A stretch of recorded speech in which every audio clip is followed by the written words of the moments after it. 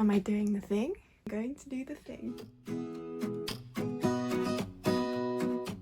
Hi, I'm Sam and welcome to my YouTube channel. Some of you may know me as @SamFallingBooks on TikTok, and if you did come over from there, welcome, hello. Does this feel weird to hear me talking for so long? So I hope you enjoy the longer, more in-depth content that I'll be creating on BookTube. I definitely want it to be more of an extension of what I'm doing on BookTok. So I thought, what a great way to start my BookTube than to do my top reads of 2022. And these aren't all of my favourite reads, there are more, but I had to narrow it down. So these are some of my favourites. So starting off last year strong was Twin Crowns by Katherine, Dora and Katherine Webber. I had to give this book 5 stars because it was so much fun and the whole book was pure enjoyment for me. It is a YA fantasy rom-com. So this story follows two twin sisters, Rose and Wren, who are separated at birth. Rose is left in the kingdom while Wren is stolen away by the witches to be trained and one day come and get her revenge and take over the throne from Rose. So this story kind of picks up when the girls are about to turn 18 and Rose is about to be crowned the new queen of the kingdom. And Wren's plan is to switch places with Rose to be the new princess, and Rose will be kidnapped by Wren's best friend Shen and taken back to the witches.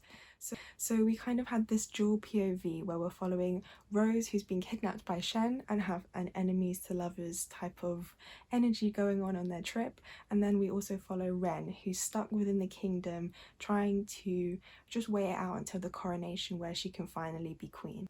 I felt like the two storylines between Rose and Wren just alternated perfectly, and I never favoured one more than the other. I feel like sometimes when I read multiple POV books, I'm like, I don't like this person, like stop giving me their point of view. But I never felt like that here because I was so invested in Rose and Shen's journey to the witches.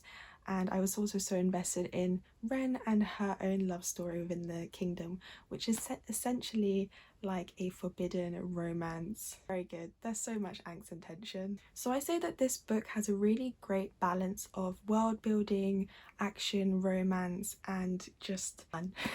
If you're looking for something to ease into fantasy in the new year, then I definitely recommend this because the second book, Cursed Crowns, is coming out in April. So the next book reminded me of watching a Studio Ghibli film. It definitely gives a Spirited Away vibe, so if you like that film you will adore this book. And that is The Girl Who Fell Beneath the Sea by Axie.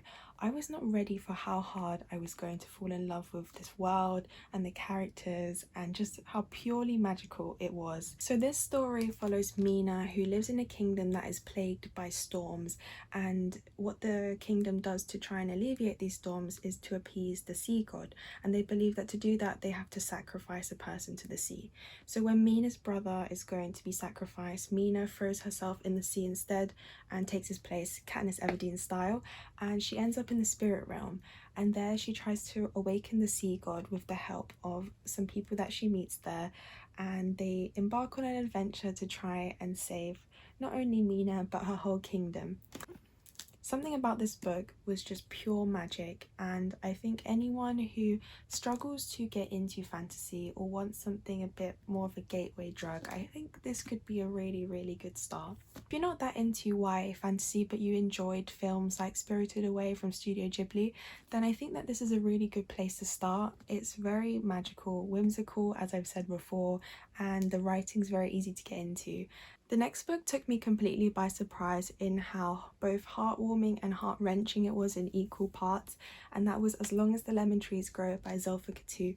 This book is so stunningly written and I will recommend it to every single person I meet without fail. It made me cry just endlessly throughout, and it's such a special and important story. This is a YA literary fiction book that is set in Syria, and it follows our main character Salama, who has lost her mum, her dad, her brother to the war, and she volunteers her time at a nearby hospital in order to help those that have been injured.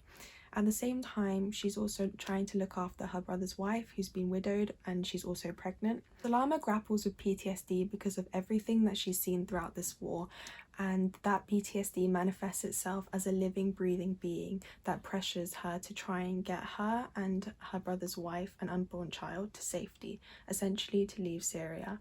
So Salama has to make this really difficult choice on whether to stay and fight for her country or to leave Sirius and leave the only place that she's ever called home. So this book is essentially about survival and hope and the choices that we make and the choices no one on this earth should ever have to make. This book made me cry endlessly. It was so raw, so real.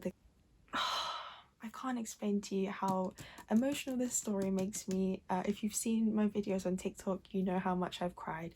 I just can't thank this book enough for further opening my eyes to everything going on in Syria right now. One of my favorite series of last year was Once Upon a Broken Heart by Stephanie Garber. I had these books since they came out in 2021, but I just never read it, and I don't know why, because as soon as I read it I was obsessed. Once Upon a Broken Heart is a YA fantasy series that feels like a fairy tale. It feels very magical and the world is just stunning. It's set in the same world as Caraval, so ideally you would read Caraval and then you'd read this as a spin-off series, but a lot of people have asked me whether they can go straight into Once Upon a Broken Heart because they're not that interested in Caraval.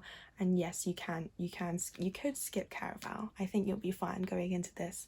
So this book actually follows one of the characters from Caraval, Jax, the love of my life, and a new main protagonist, Evangeline. So this story follows Evangeline, and she's found out that her boyfriend is now going to be marrying her stepsister, and she's absolutely heartbroken. So she goes to the Prince of Hearts and makes a deal with him. The deal is that she will owe him 3 kisses to anyone of his choosing in return for him to stopping the wedding. What Evangeline doesn't know is that the Prince of Hearts, Jax, has his own agenda, and she will be caught up in his game of lies and deception. And this series has one of the best kind of slow burn romances with angst and tension. Jax is this kind of anti-hero, morally grey character that keeps warning Evangeline not to trust him, yet he keeps doing things that are so cute and overprotective that you just know that he has a heart of gold that's being hidden under like this hard exterior that he's had to put on for so long. And I love that. I love those kinds of characters that are so complicated. I will be simping for Jax until the day that I die, and I'm so excited for book 3 of this series. Stephanie Garber's writing is absolutely magical. If you didn't enjoy Caraval, you should still pick this up. It just takes the very best elements of Caraval and expands upon it. One thing I love about this series and the Caraval world in general is that Stephanie Garber has these female protagonist leads who are so headstrong, but they believe in true love and fairy tale endings, but they're not willing to compromise on their happiness. This is also not a spicy series, but tell me why, like the small looks, the little touches, the overprotective, like who did this to you, all of those little moments made this series feel so spicy. But it's not explicit spice. It's literally a YA fantasy series that just made me feel so much. The angst, the tension, the writing, it all comes together to create this kind of like fairy tale dream. And The Ballad of Never After, book 2, no one talked to me until book 3 is out because I am still in pain. I am still in pain deep within my soul, and I thought I was going to cry at the ending. I didn't cry at the ending. I cried after I shut the book, looked at it and realised I had a year to wait until the 3rd book was coming out. So be excited because this is one of my favourite series of all time. My next read was a darker, grittier read, and it's inspired by African and Arabian mythology. It is set in a world where the colour of your blood dictates your place in society, and that was The Final Strife by Saara El-Arifi. Wow, was this book good. The book follows Saara, who has been raised since birth to take part in the trial to become the next Warden of Strength. However, she misses her calling, things don't go to plan, and she doesn't end up being able to take part in these trials that she's trained her whole life to be a part of. So then she has to end up training someone else, and that someone else ends up being Anor. Anor and Saara come together for these trials, and while that is going on, a love is also blossoming in the background, which I really love. But what Anor doesn't know is that Sila's been trained to do this in order to take down the kingdom from within. I really love the way this book was unapologetic in the way it handled its harsher themes, and I think it was really a strength within the story. Another thing that I'll say about the final Strife is that it so perfectly weaves in non-binary and trans characters into its story, and it just made me realise that doing this in fantasy is not difficult. Saara El-Arifi has done it effortlessly in the portrayal of trans characters and the portrayal of non-binary characters, just so effortlessly having them exist in this world. It is not hard, and I definitely want to see more fantasy authors doing that moving forward, because it's literally 2023 now. We need to see more representation. It's made me feel so happy to read this book, because I know that some people reading fantasy do not see themselves in it, and Saara El-Arifi really gave visibility to these marginalised groups. I account for the Battle Drum, which is book 2 and it's coming out this year. Just to mention as well that this book is a adult fantasy, so it does deal with heavier themes than a lot of the books that I'm mentioning in this video. I'll also link Storygraph down below for you to check any trigger warnings that you need to for this book, because it is a darker and heavier book, so just keep that in mind when you go into it. Speaking of fantasies with amazing plot twists, this series is so good. It is the Prison Healer series by Lynette Noni, and it's actually a completed trilogy now, but I haven't read the 3rd book. If you're someone that enjoys a lot of plot twists and kind of being bamboozled by the end, this is the series for you. We follow our main character Kiva, who is locked up in a prison, and she is the prison healer. Does the title give it away? And essentially the only way to leave the prison is if you take part in these trials to the death, and the trials are all based on elemental magic. So when a gravely injured prisoner comes in and is sentenced to the trials, Kiva actually takes her place in order to try and win her freedom. And this book has elemental magic, so rooted in like fire, water, earth, air, etc. And it also has a lot of healing magic. So if you're someone that liked like Avatar the Airbender and the idea of mastering the elements, then I think you'll really enjoy this, because this is now one of my favourite series. It also has a really cute romance that also bamboozled me, and it also has the found family trope, which is one of the main core elements of this story, especially going into book 2, which I love. So if you love the first one, you're going to love the second one even more.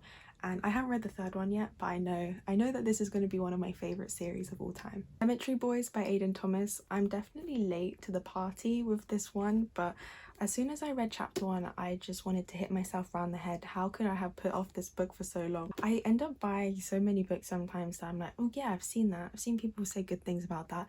Yeah, I want to read that one. And then they just sit on a pile, and I see them all the time, and I think, oh yeah, I'll get round to you.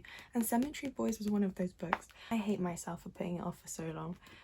I think as well, I felt like I needed to read this in autumn, and so I read it in autumn of 2022, and it was brilliant. It was so good. So Yadriel tries to summon the ghost of his cousin, but ends up summoning the ghost of the town's resident bad boy from his school instead, and they end up having to work together to solve the murders within their town. I love that Aiden Thomas really takes a lot of Latinx culture and weaves it into this fantasy story effortlessly. I found this book really refreshing in the way it's so rich in culture and celebration of identity. I just think everything's so well done to create a story that has so much heart. I'm also very excited to read more from Aiden Thomas. I know he has Lost in the Neverwoods and his new book, The Sunbearer Trial, so I'll definitely be getting around to that ASAP. If you got to the end of the video, thank you so much for watching, and please leave a comment if you have any questions or suggestions of videos that you'd like to see in the future.